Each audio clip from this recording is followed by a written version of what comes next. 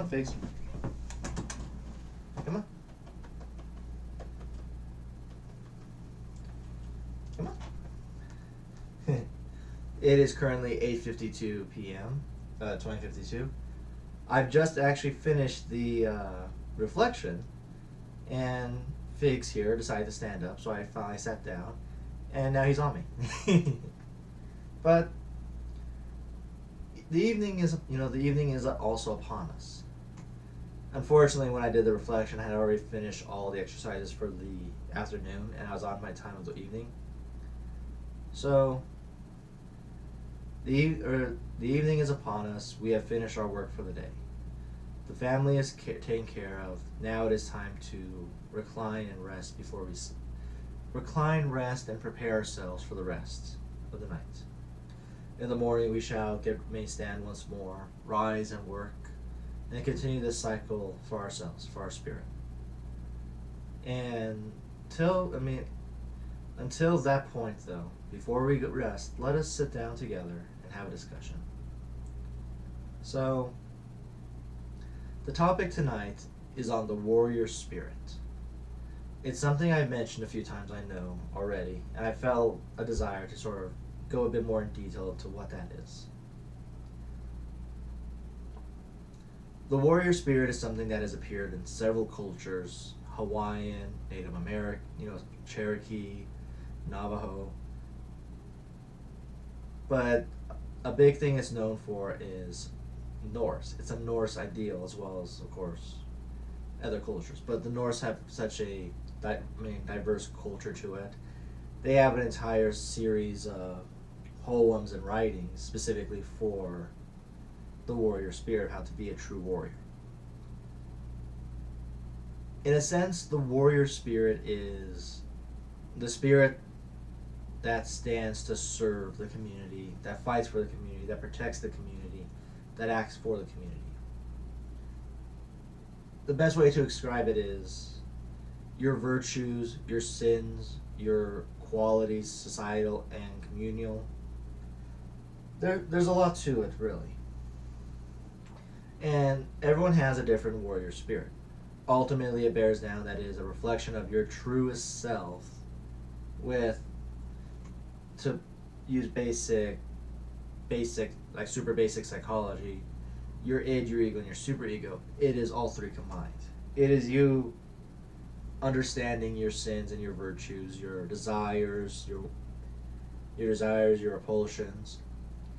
It is you understanding the values of society, the values of your culture, the values of your community, of your family, and it is you working with both, taking both of these, balancing them in your soul and acting on them. That best describes the warrior spirits. And like I said, everyone has a different one. In a way, your warrior spirit is your psychological makeup, the life you live, the choices you make, where you've been, what you've done, where you are doing, and it helps to define the path you're living in life, the journey you will follow. Another term, of course, could be, as well as warrior spirit, is your spirit guide or your spiritual self. When you die, the type of spirit you become, and so forth. There's, like I said, there's no small number of explaining what it means as a term. And like I said, for each person it's different. For myself, my warrior spirit manifests as someone who tries to help, to console, to heal. Someone who tries to be there for others, who is gentle and protecting as opposed to fighting. A peaceful warrior, but a warrior nonetheless.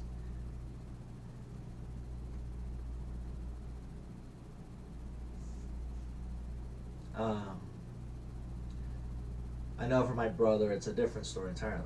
He is more of a warrior, a warrior's true path as a member of the Air Force. I know my father, who was a soldier, was of the warrior's path as a soldier. Your warrior's spirit and your warrior's path are not just directly, or your path and your spirit are not aligned to solely your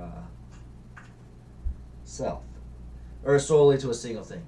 You can be a warrior who protects others who has never actually battled. You could also be a healer who has done nothing but kill.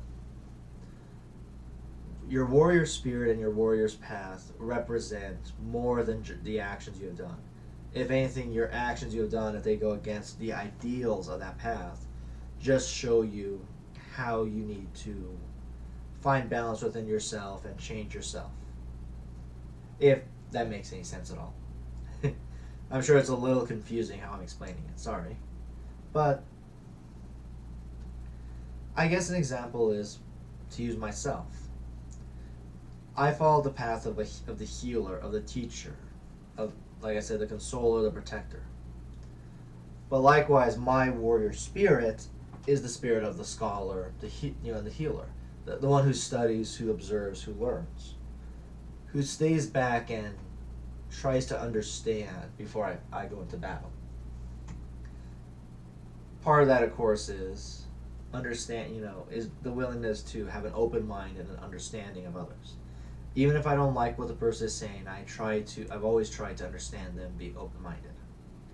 I have found that when I have not, I have had very powerful meditations and spirit walks chastising me for my closed-mindedness. It is a severe reminder of what my path is and that I am not living to my path's fullest, if that makes any sense at all to you. But that is just a bit with me, ultimately, I guess. But it is also one of the things that guides me where I am. Because I try to live my life in that mentality. Why do I act as I do? Why am I acting this way? I should be acting a different way. Why am I doing this? I should be doing this instead. Why am I saying this? I should be instead saying this. I challenge myself a lot to live to my path, to what my warrior's path is. And that's not to say that others do not. It's just that that is the standard I hold myself to. But that is enough for now. I guess that's enough to describe myself. Let us just get in general with the attributes of the warrior spirit. Ironically, the runes can explain it. The tarot can explain it. Many things can explain it.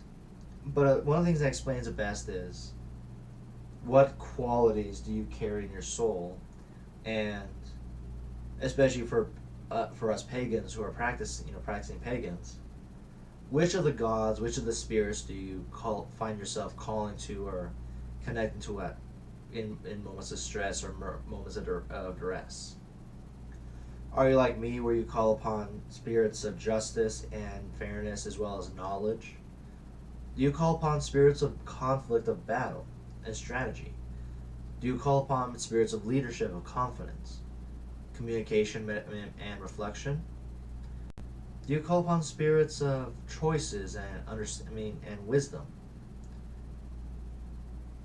The spirits you call upon are the spirits and gods that you call upon help you to decipher and decide and learn what your warrior spirit is and what you are calling upon.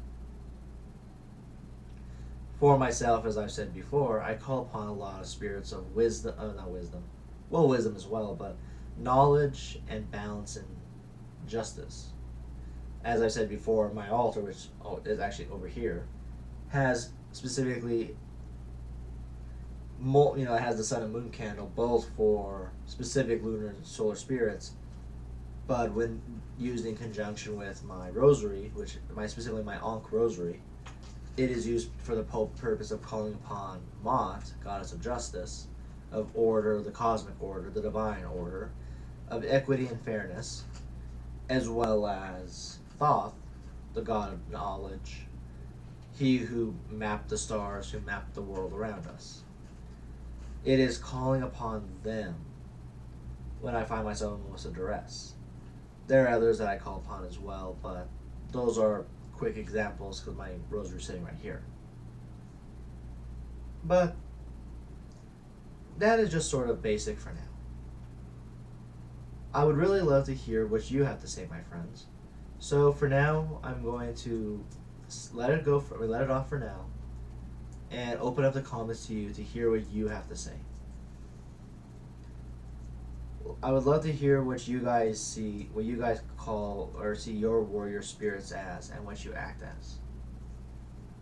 as a response. Understand, I'm not saying in the sense that there is a right or wrong answer. I just would love to know how others are. And until then, I shall see you all later, my friends. Let us depart now to rest and wake in the morning to work. Have a nice night. Have blessed dreams and blessed visions as the spirits pass over you.